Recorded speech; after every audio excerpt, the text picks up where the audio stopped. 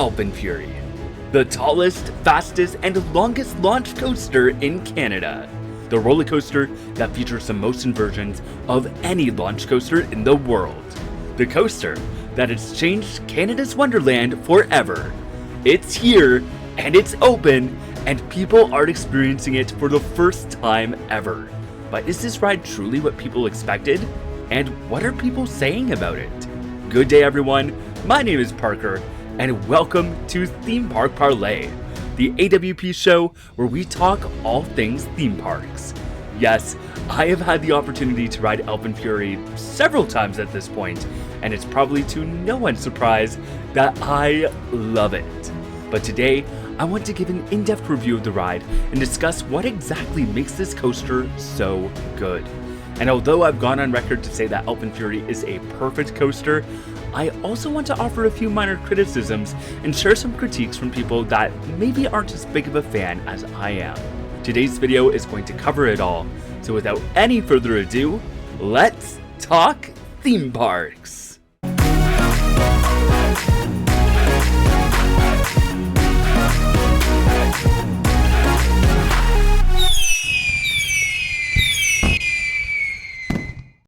Before we get into my review, let's talk stats. AlpenFury is a launch roller coaster built by the American manufacturing company Premier Rides, who also built Backlot Stunt Coaster. In other parks, they built the Flight of Fear coasters, the popular Skyrocket 2 model, and Full Throttle at Magic Mountain, which is probably the most similar ride out there to AlpenFury. The launch rockets you up to a height of 50 meters, or 164 feet, and the drop out of the top hat has a height of 47 meters, or 154 feet. The top speed of the ride, which you reach at the end of the second launch, is 115 kilometers per hour, or 71 miles per hour, and the track has a total length of 1,000 meters, or 3,281 feet. Of course, that layout features 9 inversions, which is the most of any launch coaster in the world, and is tied with Steel Curtain as having the most inversions of any coaster in North America. The ride has two 18-passenger trains, the orange train and the blue train, and you'll be on those trains for a duration of 1 minute and 20 seconds. Let's start by talking about the ride itself. First of all, those trains are so cool. I love the ultra-modern kind of futuristic sled design that they have going on. The back 2 rows of each car are a little tighter than the first row, and some people may find discomfort with the shin guard, but other than that, they're quite comfortable and very accommodating. These trains are modified from other Premier trains, notably in the fact that they don't have a tow guard, which makes them much easier to get in and out of. The trains just feature a single lap bar, no seatbelts, so that also makes loading a bit easier and gives riders a nice sense of freedom. I think if anything, they could use a little more padding on the headrest, but other than that, I'm quite happy with how the trains feel. The ride begins with a slight turn out of the station, and you immediately hit that first launch. This gives you just enough speed to get up and over the Stengle Dive and into the mountain. Although this is arguably the weakest point of the ride, it's still a cool moment, and you get a nice little yoink going over the crest of the Stengle Dive. Although I love the anticipation that comes with launching from a standstill, this gradual increase in speed kind of works for this ride, and I think part of its effectiveness is that even though you've got a good amount of momentum by the time you reach that second launch, it doesn't prepare you for what's coming next. I don't know what the actual acceleration is, but that launch inside the mountain is so punchy and so wild. It's not a very long launch, and somehow you're getting up to 164 kilometers per hour in that short span. And I mean, not that you have a lot of time to process it, but there's some cool rock work and lighting effects down there, and it just makes that moment absolute perfection. From there, you immediately start twisting upwards and out of the mountain as you enter the double inverting top hat. Between the gut punch of the launch and the overwhelming brightness of re-entering the daylight, to the fact that you're being flipped upside down, this element is so disorienting, but so cool. There's a moment at the very top where you're kind of sitting sideways when you don't even have half a second to catch your breath and get your bearings and process what just happened before you're twisting and diving into the rest of the layout. The entire sequence of the launch into the top hat is absolutely insane and unlike anything I've experienced on another coaster. You also get some good ejector moments as you're twisting in and out of the element too. After diving back down, you hit a few banked curves, which is probably the least memorable part of the ride, but I mean, part of that is also because you're too busy just trying to process everything that you've done so far. You then hit one of my favorite moments of the ride, the 0G stall. This element provides you with an extended sensation of hang time. It's a huge element, and it feels like you're upside down for longer than most other stalls that I've experienced. This leads into one of the most unique elements of the coaster, the Skyflyer loop. First of all, I love how they named the element after Extreme Skyflyer, which was a sky coaster that used to be located in this plot of land. The actual element kind of looks like an inverting treble clef, like if you know that element on Fury 325, it's basically that, but you just go upside down in this one. You start with an upwards turn, which slowly builds in intensity as the positive G's gradually push you into your seat. This then culminates with the inversion itself that resolves in a quick dive towards the ground, which gives you a nice pop of ejector. The combination of strong positive G's that suddenly releases into airtime is such a unique sensation, and the fact that you're upside down for part of it just makes it even more fun. Now, other than the launch, I think my all-time favorite part of the ride is this next element, the Ice Winder roll, which sort of inverts you once in one direction and then again in the other. These twists are very tight, and you get yanked out of your seat both times.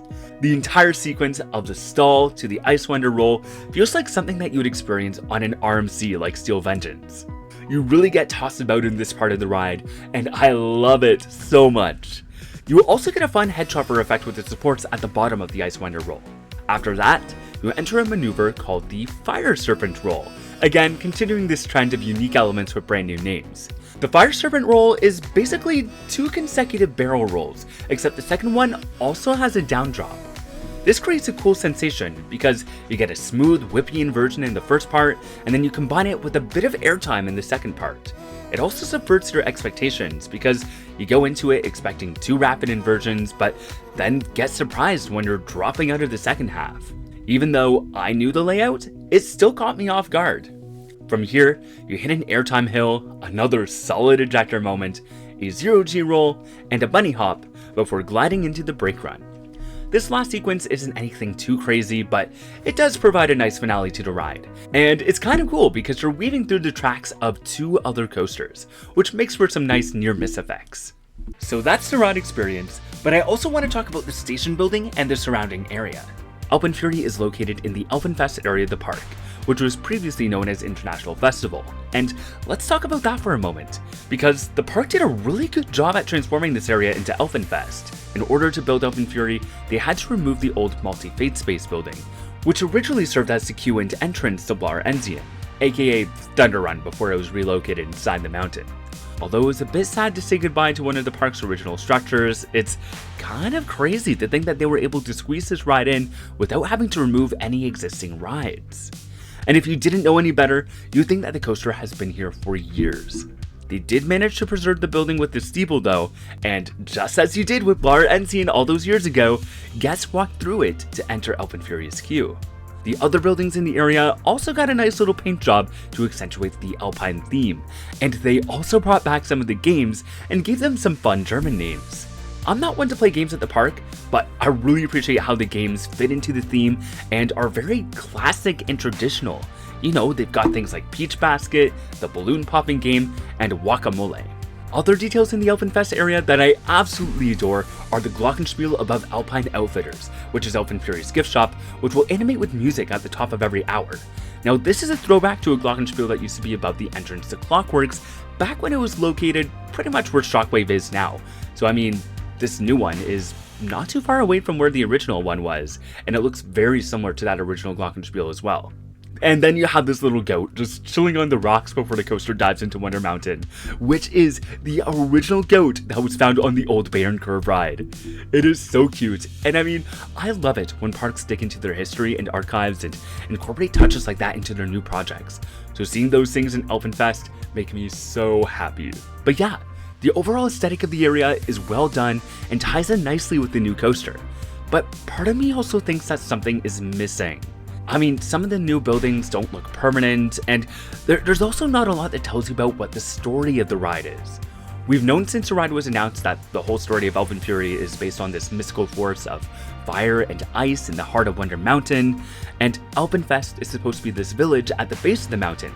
So the whole idea is that you're visiting at the height of their fire and ice festival, and the station and queue of AlpenFury is meant to be the village's sled house, and of course there you board this modern sled for an expedition into Wonder Mountain. Well, other than some posters in the fastlane queue, and maybe the lighting effects in the tunnel, I think a lot of this gets lost on the average guest. I think that we need to see more of this fire and ice motif throughout the land, and this might be outside of the park's budget, but I think AlpenFest would truly come alive and sell the idea of this fire and ice festival with some street performers and maybe some characters representing the village's residents. That said, we do know that more artwork is coming to the queue, and the park has teased that they're not quite done with AlpenFest just yet, so perhaps we just need to be patient before we pass our final judgment here. In any case, it's still an improvement compared to what it was before, and I'm really happy that the park is continuing to enhance its themed areas. Now, the station building itself is really cool. I like the wooden chalet style, and I mean, yeah, it really does look like a sled house. It's also got a lot of really nice details in and around it. The boarding platform has so many awesome details, from the mural as you're leaving the station to the beautiful cowbell lights, and even the loose article bins are themed. But going back to what I was saying before, there's not a whole lot that tells you what the story of the ride is about. There's a few posters in the fastlane queue, but regular guests aren't going to really be able to get a good look at those. I've also heard complaints that they look AI generated, and I don't know if that's true or not. I would hope they aren't, and I think they look cool, but I do think they would benefit from a more traditional art style that made them look more hand-painted. I do know more artwork is coming, so it'll be interesting to see where those go and how those pieces compare to the ones that are already in the fastlane queue. Oh, and I know everyone is complaining about the lack of shade in the standby queue. I waited in that thing in the heat of the afternoon too, and it is brutal, but Peter did say that shade is coming. It was supposed to be there when the ride opened, but the delivery got delayed, but yeah, it should be open within a week or so. I am a little disappointed that the bins aren't big enough to accommodate larger bags though. They removed the larger bins on Yukon Striker 2, which really frustrates me because that system was already super efficient. I don't mind paid lockers if it improves efficiently in throughput. Honestly, if the park wanted to introduce lockers, they should do it over at Leviathan because those deep platform bins are just too chaotic for a ride with that kind of popularity. But when you already have a perfect system where your loose articles can be stored before you queue at the station gates, it becomes painfully obvious that the lockers are just a money grab. Oh well, it doesn't upset me on AlpenFury as much as it does on Yukon Striker because they're opening the ride with this system, and I usually only travel with a fanny pack that fits into the conveyor system anyways, but I do wish to use bigger bins to make things fair for everybody. So yeah, that's AlpenFury. I love this ride so much. I've been saying for years that Canada's Wonderland needed an intense launch coaster and something with whippy transitions and strong ejector moments, and AlpenFury delivers on all of that and more. I had high expectations for this ride and it somehow managed to exceed them. The pacing is perfect, and although it may look repetitive at first, each element does something different, and you get a nice balance of different forces throughout the ride. I think one of my biggest concerns when the ride was announced was that it wouldn't have a lot of airtime, but there are so many moments that just throw you out of your seat. Plus, you have that one ejector hill towards the end. The entire ride is also super smooth and has some really nice heartlining throughout. It is easily the best coaster in the park, and although I haven't finalized all my rankings, I know it's in my top 5 of roller coasters worldwide. I already compared this ride to an RMC, but it also reminds me a lot of Velocicoaster, which is my current #1 coaster. Premier absolutely cooked with this ride, and I still can't believe that it's located at my home park. Now, although I think that AlpenFury is perfect, I have heard some critiques from other people who think that the ride is maybe a bit too fast and too intense, and that's fair. The first time I rode it, I hit the brake run thinking, what the heck was that? And it took me a few rides to be able to properly just comprehend and process everything. For someone who isn't used to riding coasters of this caliber, which I think a lot of Wonderland fans aren't, I can see how AlpenFury might be a bit too much for you. But I do want to push back against people who say that the ride is too short. Yes, a minute and 20 seconds isn't a lot of time, but you gotta remember that the ride doesn't have a lift hill, and you're getting right into it as soon as you leave the station. And I mean, you're doing so much in that time, so I don't think that the issue is that the ride feels short, but that you're having trouble processing it all, which again, totally fair. I love it though, and I would highly recommend making the trip to Wonderland to experience it for yourself. But what do you think about AlpenFury? Do you agree with my thoughts that it's one of the best coasters around, or do you think it's overhyped? And what's your favorite moment of the ride? Comment below and let me know. If you enjoyed this video and want to see more adventures from theme parks, attractions, and beyond, including more content from Canada's Wonderland and the opening of AlpenFury, be sure to subscribe. Oh, and hit that notification icon so you don't miss any of my future videos. You can also find me on social media for more content and updates. I'm at ADBParker on Instagram, Threads, and Blue Sky, and at Adventures with Parker on Facebook and TikTok. As always, big shout out to my Patreon members for going above and beyond in supporting my channel, and if you'd like to support me with a monthly donation in exchange for some sweet perks and bonus content, you can visit patreon.com/adbparker to learn more. Once again, thank you so much for watching, and until next time, the adventures are calling. Bye!